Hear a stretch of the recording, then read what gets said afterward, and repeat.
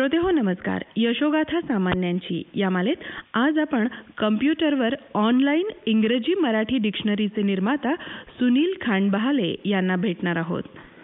त्यांची मुलाखत घेत आहेत श्रीकांत श्रवण.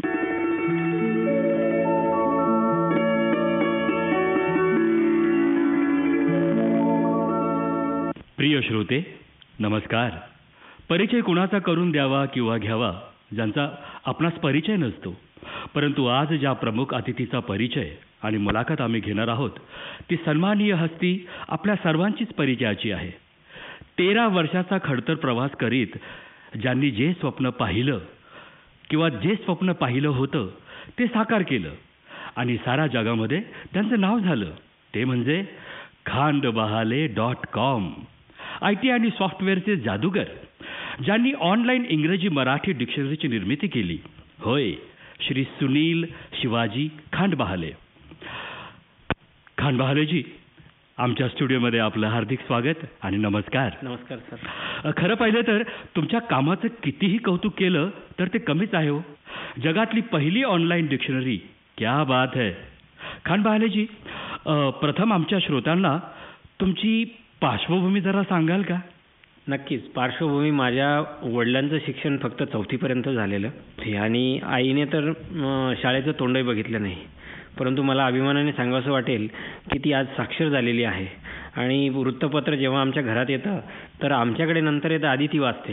क्या बात आहे. हो, म्हणजे तिच्या इच्छाशक्तीने. आणि ह्या दाम्पत्याने खूप विचार केला की आपल्यासारखं मुलांचं आयुष्य मातीत जायला नको.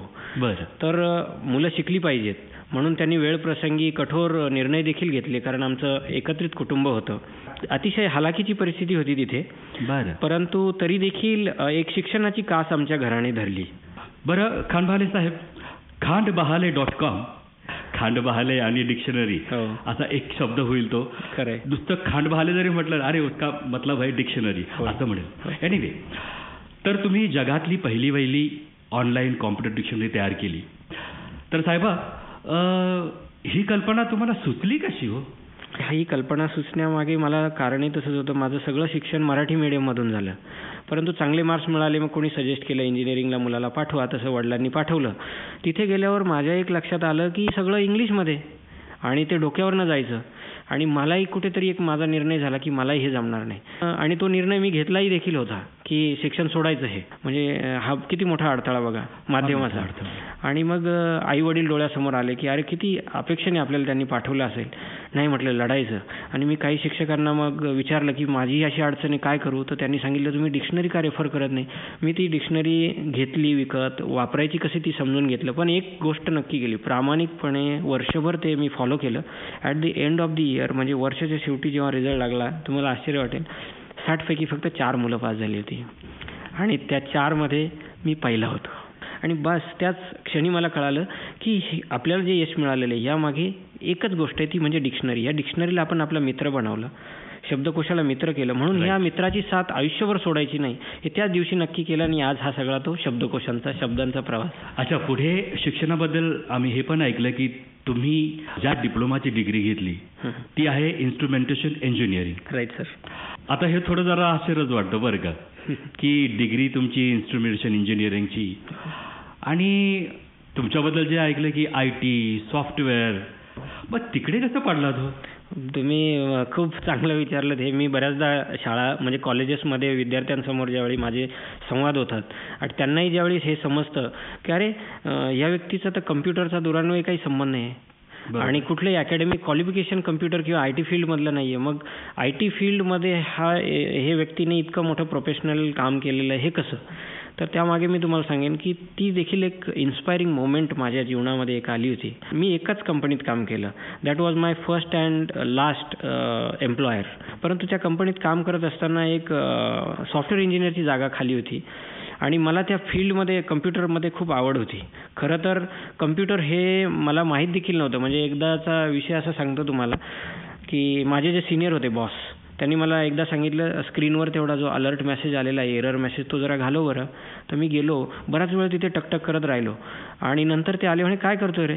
तर म्हटलं हे बंद कर. अरे म्हणे असा नाही माऊस पकडायचा, हे काय तुला चेंडू वगैरे वाटला की काय आहे? म्हणजे इथून मला माऊस पकडायचा माहीत नव्हता आणि मी ते राईट क्लिक करत होतो. ते म्हणे राईट क्लिक नसतं करायचं, लेफ्ट क्लिक करायचं. म्हणजे ते ओके. म्हणजे सांगायचं तात्पर्य की कम्प्युटर आणि माझा कधीही संबंध आला नव्हता. फक्त मला it was very much fascinating thing to me की हा माऊस इथे असा फिरवला तर ते स्क्रीनवर फिरतं. मग मला ती आवड लागली आणि मी दिवस रात्र म्हणजे ती कंपनी 8 ते 5 अशी चालायची. मी सकाळी 6ला ती उघडायचो, रात्री 10पर्यंत म्हणजे क्लोज देखील मीच करायचो. फक्त एक गोष्ट माझ्या आवडीची तिथे होती, ती म्हणजे कम्प्युटर. मी तिथली लायब्ररी म्हणू नका सगळं. आणि झाला इन्सिडन्सबद्दल मी सांगत होतो की पुढे ती इथे एक सॉफ्टवेअर इंजिनियरची जागा खाली झाली.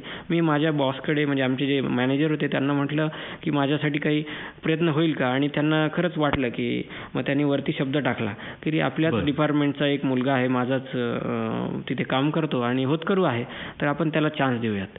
मग त्यांनी चान्स द्यायचं ठरवलं आणि फक्त मी परीक्षा देणार आहे म्हणून सगळ्यात सोपा रिटन एक्झाम होणार होती. सगळ्यात सोपा पेपर त्यांनी काढला. 20 मार्क्स होते त्याला, ऑब्जेक्टिव्ह टाईप क्वेश्चन होते. मी असा हॉलमध्ये बसलो, एकटाच होतो, कोणीच झोप दिला नाही आणि मी पेपर दिला. तुम्हाला सांगतो 20 पैकी मला 3 मार्क्स मिळाले होते. शर्मेने माझी मान खाली गेली. म्हणजे आजही तो प्रसंग आठवला तर मला गहिवरून येतं की माझे बॉस असे केबिनमध्ये बसले होते. मी त्यांचा तो खाली पडलेला चेहरा बघितला आणि इतकं मला दुःख वाटलं की अरे एवढ्या मोठ्या माणसाचा शब्द आपल्यामुळे वाया गेला. बस त्याच दिवशी ठरवलं की अब जीना मरना IT में. आणि राईट फ्रॉम दॅट मोमेंट मी चालू केलं की कम्प्युटरचा अभ्यास. आणि त्या कंपनीमध्ये लायब्ररी होती. एक पान मी चाळलं, रात्रंदिवस झपाटल्यासारखं काम केलं आणि तिथून ह्या फील्डमध्ये मला दिवसेंदिवस आत्मविश्वास वाढायला लागला. आता ओघारच पुढचा प्रश्न आलाय की सॉफ्टवेअर हा व्यवसाय तुम्ही सुरू कसा केला? आणि सर्वात महत्त्वाचं म्हणजे की तुम्ही सांगितलं एकाच कंपनीत तुम्ही काम केलं, that was first and last. मग उद्योजक कसं झालात? वा, कारण हा तरुणांसाठी फार अमोल असा प्रश्न राहील. हा उद्योजक शब्द जो आहे ना तो खूप it is very close to my heart. आणि म्हणजे अगदी सुरुवातीपासनं आम्ही दोघं भावंड, माझे मोठे भाऊ जे आता न्यायाधीश आहे, आम्ही चर्चा करायचो की आणि खूप प्रभावित झालो होतो ह्या मोठ्या म्हणजे जसं टाटांचं, किर्लोस्करांचं चरित्र वाचून की आपलंही त्यांच्यासारखं एक साम्राज्य असावं उद्योग क्षेत्रामध्ये. म्हणजे हे असं नाही की खूप लोकांना आपण रोजगार द्यावा ही त्यामागची भावना होती. बरोबर. आणि त्याने प्रेरित होतो. अगदी पहिल्यापासून ठरलेलं होतं की आपल्याला उद्योग करायचा आहे स्वतःचा, म्हणजे कधीच नोकरी करायची नाही.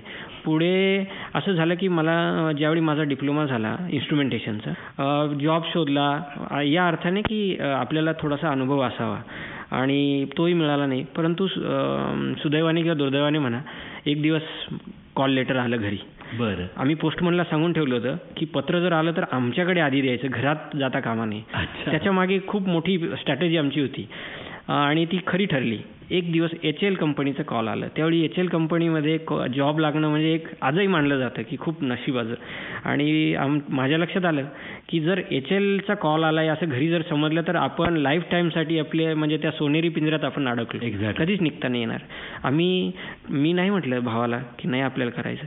भाऊ म्हणे अरे ठीक आहे, एक इंटरव्ह्यू तर देऊन बघ, कारण तुलाही पुढे इंटरव्ह्यू घ्यायचे आहेत तुझ्या कंपनीमध्ये स्वतःच्या. आणि मग मी म्हटलं ठीक आहे. सिटी बसने जायला निघालो, नाशिकवरनं बसलो. प्रचंड डोक्यात काहूर होतं की हे कसं होईल, आपल्याला तर करायचं नाही, कशाला त्या वाटेला जायचं, ज्या गावाला जायचं नाही त्या गावाची वाट का धरायची.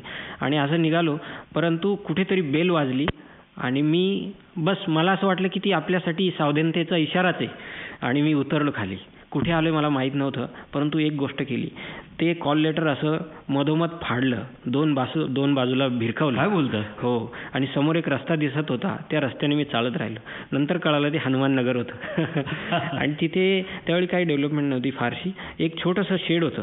त्या शेडमध्ये मी गेलो. एक माणूस भर उन्हामध्ये काहीतरी ठोकठाक करत होता. त्याच्या पुढे जाऊन लगेच मी ते इनशर्ट वगैरे काढलं आणि म्हटलं काका मला काम पाहिजे. आणि काय काम करशील रे तू? कारण माझी DST त्यांनी बघून त्यांना काय वाटलं की काय काम करणार. बरोबर. मी काय काम करेन म्हटलं, जे पडेल ते काम करेल, तुम्ही सांगा मला कामाची गरज आहे. त्यांनाही गरज असावी बहुतेक. त्यांनी लगेच ठेवून घेतलं. म्हणे कधी सुरुवात करतो? लगेच. आणि मी कामाला सुरुवात केली. काय काम करायचो? थिएटर उघडलं की आम्ही सगळं साहित्य बाहेर काढायचो. मग ते ठोकठाक चालू व्हायची. थोड्या दिवसांनी त्यांच्या लक्षात आलं, अरे पोरगा चांगला दिसतोय. मला म्हणे, का रे घरून पळून आलाय काय तू काही? म्हटलं, मग त्यांनी ओळखलं. म्हणे, तू काय ते खरं सांग. मग मी त्यांना सांगितलं, म्हटलं असं की आमच्या भावाची, आणि मी इंजिनियर आहे खरं तर, आणि मला स्वतःचा उद्योग टाकायचा आहे. आणि सगळ्यात आम्ही असा विचार केला की फॅब्रिकेशन हा उद्योग खूप सोपा आहे. फॅब्रिकेशनचं शॉप होतं ते, आणि त्याला कमी खर्च लागतो म्हणून. आणि मग त्यांनी मला, आमचं ठरलं की मी शिकवेल तुला वगैरे. पुढे माझ्या डोळ्याला वेल्डिंग लागलं आणि त्यावेळी घरी कळालं. एक दिवस रात्री डोळे सुजले माझे, आणि दुसऱ्या दिवशी आमची मग आमचं कोर्ट मार्शल झालं घरी. आणि मग तेव्हापासून आमचं बाहेर पडणं बंद. बरं. आता राहिला विषय दुसरा, व्यवसायाचा, उद्योजक. तर मग नंतर आम्ही भावाने ठरवलं की नाही, अरे आपल्याला जर व्यवसाय करायचा असेल किंवा उद्योजक बनायचं असेल तर आपल्याला ते माहीत असणं गरजेचं की कंपनी चालते कशी, उद्योग चालतो कसा. म्हणून एका कंपनीत अप्लाय केलं. तिथे सुदैवाने जॉबही लागला. परंतु ठरवलेलं होतं की एकच वर्ष काम करायचं तुम्हाला, फक्त एकच वर्ष. तिथे एक दिवस असं झालं बघा, ऑब्झर्वेशन जे असतं ना, म्हणजे निरीक्षण, हा माणसाचा खूप मोठा गुण आहे असं मला वाटतं. उद्योजकाकडे तो असावाच. मी एक दिवस असं दुपारी काम करत होतो. जे मशीन आम्ही बनवायचो, म्हणजे जे मी प्रोडक्शन करायचो, असं टेबलाच्या आकाराचं मोठं मशीन होतं. 5 ते 7 लाख रुपयाच्या वरती किंमत असेल. माझ्या एक दिवस असं लक्षात आलं काम करताना, अरे हे तर आपण 15 दिवसापूर्वी बनवलं होतं, परत आलं आपल्याकडे, असं का झालं? आणि मला काही राहवलं नाही. मी आमच्या मॅनेजरला विचारलं, साहेब म्हटलं मी हे बनवलं होतं आणि परत आपल्याकडे आलं, आणि असं आपल्याकडे बऱ्याचदा होतं, असंही माझ्या लक्षात. मग त्यांनी सांगितलं, अरे म्हणे असं नाही आहे ते, तुला सगळं. मग त्यांनी कहाणी सांगितली की जर आपल्या ह्या मशीनला दिल्लीवरनं ऑर्डर आली किंवा एन्क्वायरी आली तर आपण काय करतो की हे मशीन आणि आपली 4 माणसं, म्हणजे 2 सेल्स इंजिनियर आणि 2 सर्व्हिस इंजिनियर, आणि हे मशीन हे दिल्लीला जातं ट्रान्सपोर्टने. तिथे ते कस्टमरला सगळं त्याचं प्रेझेंटेशन दाखवतात. त्याला जर ते आवडलं तर ते ठेवून घेतात, नाही आवडलं तर ते परत येतं. आता होतं काय की या प्रवासादरम्यान ते खिळखिळं होऊन जातं, राईट, ऑब्व्हियसली, आणि ते खूप डेलिकेट इन्स्ट्रुमेंट होतं. त्यामुळे ते आपल्याला रिपेअर करावं लागतं, पुन्हा रिप्रोसेस करावं लागतं. मी विचार केला, एवढी मोठी कंपनी आणि एवढं मोठं नुकसान कसं सहन करतात हे लोक. मला असं वाटलं की माझंच नुकसान होतंय की काय, इतकं मी बेचैन झालो. आणि मी ठरवलं, मग मी एक सॉफ्टवेअर बनवलं, एक प्रोटोटाईप, आणि ते साहेबांना दाखवलं. साहेब इतके खुश झाले, खुर्चीवरनं उठले, डायरेक्टरला भेटले, प्रेसिडेंटला, आमच्या प्रेसिडेंट साहेबांना. त्यांना ते दाखवलं, तेही इतके खुश झाले. म्हणे, अरे ह्या मुलाला काय करायचं ते करू द्या. त्या दिवसापासून मी एकदम म्हणजे राजा तिथे, की याला कोणी काही काय सांगायचं नाही, हे जे करेल ते. आणि मी एक डेमो सॉफ्टवेअर असं बनवलं. काय होतं ते सॉफ्टवेअर ते तुम्हाला सांगतो. सॉफ्टवेअर असं बनवलं होतं की एक मशीन तुमच्या समोर लाईव्ह काम करतंय असं भासेल तुम्हाला. म्हणजे त्याला ऑडिओ दिला, त्याचे व्हिज्युअल्स घेतल्या, त्याचे व्हिडिओ, छोटे छोटे पार्ट्स कसे वर्क करतात, काम करतात, त्याचे फीचर्स काय आहेत, त्याला हेल्प सिस्टीम काय, ट्रबल शूटिंग कसं करायचं, याचं complete recording, video, audio, visuals, pictures असं सगळं मिळून, आणि त्याला प्रोफेशनल त्याच्या स्क्रीन्स काढून मशीनचे रेकॉर्ड्स घेऊन एक लाईव्ह मशीन काम करेल असं ते दाखवलं. आणि त्याची एक CD बनवली. ज्यावेळी माझं प्रेझेंटेशन होतं, प्रेसिडेंट साहेबांनी सांगितलं की इतके ते खुश झाले. ते म्हणे की आजपासून जर कोणी एन्क्वायरी केली तर मशीन डिस्पॅच करायचं नाही. तर सुनीलने बनवलेली ही CD आधी कुरिअर करायची, आणि मग मशीन तिकडनं जर कन्फर्म झाली ऑर्डर तर मशीन पाठवायचं. त्या दिवसापासून आज तागायत ते तिथे माझं सॉफ्टवेअर चालू आहे. सांगायचं तात्पर्य असं, त्या दिवशी साहेबांनी मला केबिनमध्ये बोलवलं आणि म्हणे, तुला याचे किती पैसे पाहिजे? म्हटलं, पैसे कशाला, मी तर या कंपनीचा एक एम्प्लॉई आहे, मला माझं इट्स माय ड्युटी, मी घेत नाही म्हटल्यावर मग त्यांनी स्वतः चेकबुक घेतलं आणि त्याच्यावर 20,000 लिहून चेक माझ्या हातात सुपूर्द केला. मला नंतर कळालं 20,000 त्यावेळी त्या आमच्या प्रेसिडेंट साहेबांना पगार होता. इतका सन्मान त्यांनी माझा केला बघा. आणि त्यासोबत एक लेटर दिलं, आणि ते लेटर काय होतं, परचेस ऑर्डर. अशाच सॉफ्टवेअर 100 सॉफ्टवेअरच्या प्रती त्यांना पाहिजे होत्या माझ्याकडून बनवून. And the moment I got that purchase order, you imagine what, म्हणजे I converted my employer into my customer. माझ्या कंपनीला मी ग्राहक, जिथे मी काम करत होते त्याच कंपनीला मी ग्राहक बनवलं त्या दिवशी. It was very first achievement of my life. आणि असं मग मी उद्योजक होण्याची मुहूर्त मिळवली. खानभालेजी, success come to those who dare and fight. Right sir. तुम्ही जगातली पहिली ऑनलाईन डिक्शनरी काढली, ती पण एक नाही चक्क 10 भाषेत. होय. आमच्या प्रेक्षकांना थोडी सविस्तर माहिती सांगाल का? होय. माझ्या असं लक्षात आलं की अरे मी डिप्लोमा झालो, मी इंग्रजीवर अडचणीवर मात केली, परंतु माझ्यासारखी इतर अनेक बांधव आहेत मुलं आहेत जी मराठी मीडियममधनं येतात, ग्रामीण भागातनं शिकायला येतात, डॉक्टर होण्याचं स्वप्न ठेवतात, परंतु त्यांना जी मुख्य अडचण भेडसावते ती इंग्रजीची. म्हणून ते सॉफ्टवेअर मी बनवलं. म्हणजे गरज ही शोधाची जननी आहे. आणि जसं ज्ञान वाढतं म्हणजे वाटल्याने वाढतं तसं माझ्याही बाबतीत झालं. इंग्लिश टू मराठी अशी टॉकिंग डिक्शनरी कम्प्युटरवरती बनवली. त्यानंतर जसा काळ बदलत गेला, इंटरनेटचं युग आलं. बरोबर आहे. त्यावेळी मी हे सगळं काम इंटरनेटवरती टाकलं.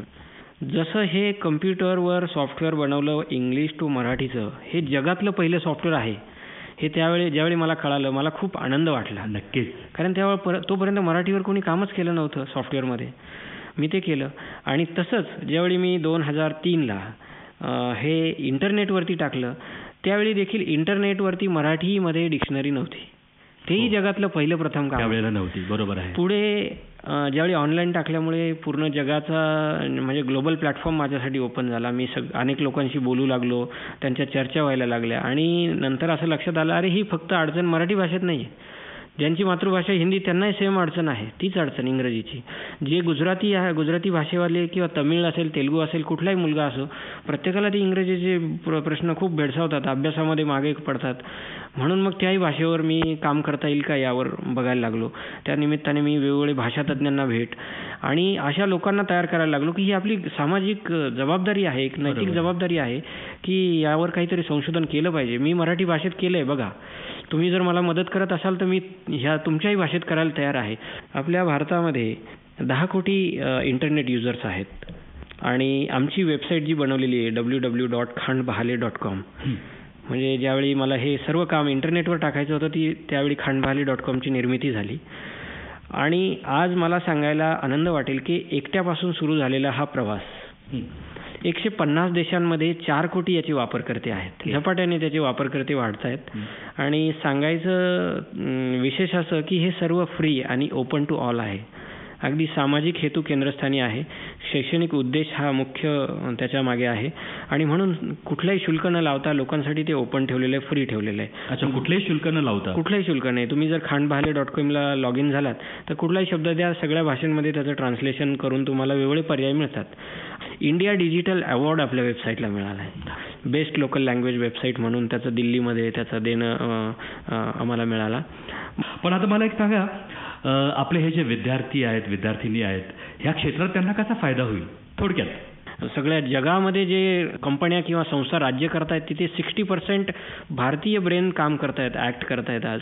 आणि हे सगळं असताना आपण नोकऱ्यांचा विचार करतो का नाही? आपण विचार करावा की स्वतःचा व्यवसाय असू शकतो किंवा ठीक आहे प्रत्येकाला ते शक्य नाहीये, परंतु नोकरी जरी करत असाल तरी त्यामध्ये यू गो मॅड. मला असं म्हणायचं आहे की mad for me, mad means motivated and dedicated. Exactly. तुम्ही कुठलेही जे करा, what ever, motivated and dedicated असाल तर success is made for you, just made for you. Exact. त्याच्यामुळे मुलांना मला तर सांगावं वाटतं की आजचा हा गोल्डन पिरियड आहे. तुम्ही उदाहरण घ्या APJ अब्दुल कलामांचं, काल काय होते आज काय आहेत. बराक ओबामांचं उदाहरण घ्या. म्हणजे तुम्ही कोणाचंही आसपास जर बघितलं तर असे प्रचंड आणि असंख्य तुम्हाला उदाहरणं सापडतील की जे कालपर्यंत काही नव्हते, परंतु प्रचंड महत्वाकांक्षा आणि इच्छाशक्तीच्या बळावरती ते खूप उच्च पदाला जाऊन पोचलेत. तर ती संधी आपल्या सगळ्यांसाठी आहे. खानबालेजी, एक छोटासा प्रश्न, थोडासा हटके. प्रत्येक कलावंतामध्ये काहीतरी लपलेलं असतं. तुमची आवड म्हणा, तुमचा छंद म्हणा असणारच. जर आमच्या श्रोत्यांना ते पण कळलं तर जरा मजा येईल. तुम्ही म्हणजे माझ्या वीक पॉइंटला टच केलं. मलाही म्हणजे मी आता क्लासिकल शिकतो आहे आणि काही प्रोग्राम्स जिथे गाण्याचा संधी मिळते किंवा मी गातो, म्हणजे मला आवडतं. घरात मूळचा म्हणजे आमच्या घरात वारसा जो आहे तो वारकरी असल्यामुळे आम्ही घरात भजनं आणि म्हणजे कुणाचा मुलाचा वाढदिवस असो, काही सांस्कृतिक काही कार्यक्रम असला तर आमच्याकडे भजन हे होतच होतं. माझे वडीलही भजन म्हणतात, त्यामुळे मला ओघाने ती आवड लागली. मला गाण्याचा आवड आहे, छंद आहे. त्या पलीकडे मला चित्रकार म्हणजे चित्रकला हा माझा सगळ्यात आवडता विषय. संगीत तर परमेश्वराच्या सगळ्यात जवळ नेणारं काय साधन असेल तर ते संगीत. संगीत है शक्ती ईश्वर की मगाशी. आणि म्हणून मी हार्मोनियम वाजवतो, परंतु प्रत्येक ठिकाणी हार्मोनियम घेऊन जाणं काही शक्य नसतं, म्हणून हे माउथ ऑर्गन कायम सतत 24 तास माझ्या खिशात असतं. अच्छा, आपण मराठीत बाजा म्हणतो. बाजा, राईट, म्हणजे मिनी व्हर्जन ऑफ हार्मोनियम. एक झलक दाखवू शकता का? अरे बरं, मी श्रोतांना कळू द्या ना. नाही, मी प्रयत्न पण एक मराठी गाणं पाहिजे. मराठी, येस, आणि ऑफकोर्स मराठीच मला गायलाही वाजवायला आवडेल. तुम्ही म्युझिक दिलं तरी चालू शकतं ना?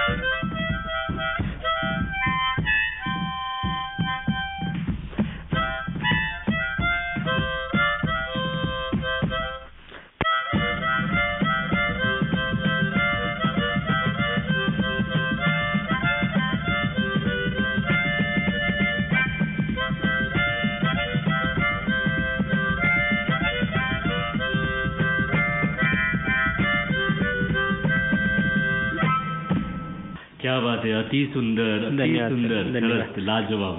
थँक्यू. खान बहालेजी, खरंच आज वेगवेगळ्या क्षेत्रातील झपाटलेले तरुण, त्यांची व्यक्तिगत जडणघडण, जीवनाविषयक दृष्टिकोन, स्वतःच्या कार्यक्षेत्रावर दृष्टिक्षेप आणि आजच्या समाज जीवनाविषयी भाष्य करणारी आपली ही मुलाखत कोटी कोटी तरुणांना नक्कीच प्रेरणा देईल, ऊर्जा देईल, स्फूर्ती देईल आणि त्यांनी देखील पाहिलेले जे स्वप्न आहे ते खऱ्या अर्थाने साकार करतील. जाता जाता कॉम्प्युटर क्षेत्रातील नवीन स्वर्ग पाहणाऱ्या ध्येयवादी विद्यार्थ्यांसाठी एक गोड मधुर आवाजात संदेश. अरे वा, कारण तुम्ही वाजवताय गोड, आवाज पण गोड असेल. त्या गोड आवाजात फक्त कम्प्युटर क्षेत्राशीच निगडीत असं नाही, तर मी सगळ्यांसाठी सांगेन की मी आज जो काही आहे तर तो फक्त शिक्षणामुळेच आहे. तर माझा कुठेही गेला तरी एकच संदेश असतो, तो हा की education is answer to all.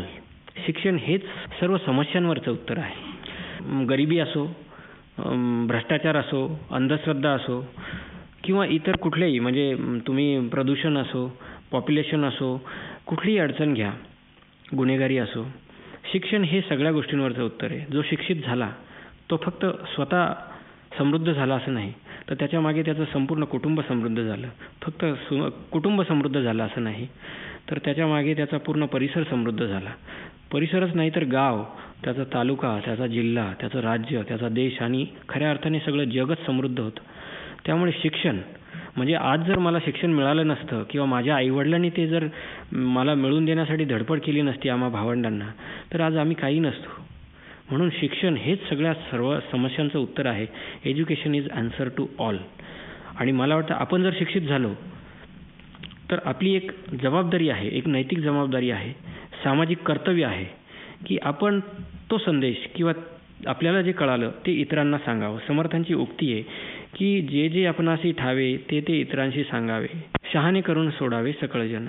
तर अशा पद्धतीने आता आम्ही देखील गावामध्ये आमच्या एक शाळा सुरू केली आहे. म्हणजे फक्त गावामध्ये खांडबाले किंवा खांडबालेंचं कुटुंब हेच मोठं होतं हे माझ्या मनाला किंवा आमच्या कुटुंबाच्या मनाला कधी पटणारं नव्हतं आणि नाही देखील. म्हणून आपण जसं मोठं झालो शिक्षणामुळे, तर तोच वारसा आपण चालवला पाहिजे. म्हणून आमच्या आईवडिलांनी बघा अशिक्षित असून देखील गावामध्ये शाळा सुरू केली. आसपासची खेड्यातली मुलं आहेत, शेतकऱ्यांची मुलं आहेत, त्यांच्यासाठी आमच्या स्वतःच्या याच्यातनं ते आम्ही सुरू केलेलं आहे. तर सांगायची गोष्ट अशी की शिक्षणाबरोबर पुढे जात असताना पैसा हेच काही सगळं असं नाही. बरोबर, पैसा हा आपल्यासाठी बनलेला आहे, आपण पैशासाठी नाही. आणि यश म्हणजे काय असेल तर पैसा, संपत्ती किंवा भौगोलिक भौतिक गोष्टी माझ्या मते तरी बिलकुल नसाव्यात.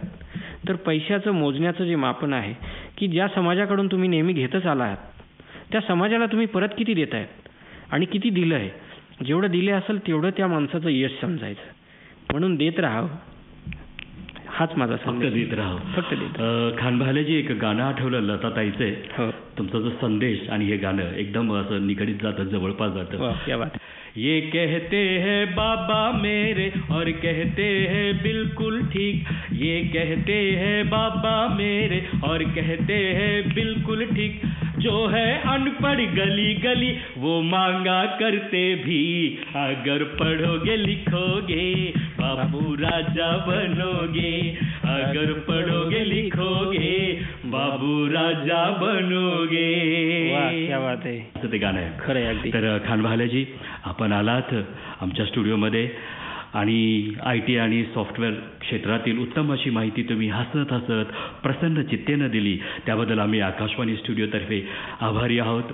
मला ठाऊक आहे आपण थांबणाऱ्यापैकी नाही, कारण नवनवीन प्रोग्राम्स देण्यावर तुमचा भर राहील आणि त्यासाठी तुम्हाला टन्स ऑफ लक, शुभेच्छा.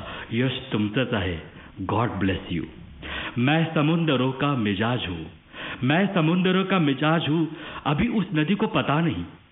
मैं समुंदरों का मिजाज हूँ, अभी उस नदी को पता नहीं, सभी आके मुझसे लिपट गए, सभी आके मुझसे लिपट गए, मैं किसी से जाके मिला नहीं, मैं किसी से जाके मिला नहीं. So nice. फार फार धन्यवाद. थँक्यू सो मच फॉर धन्यवाद स्टुडिओ. धन्यवाद. ओके.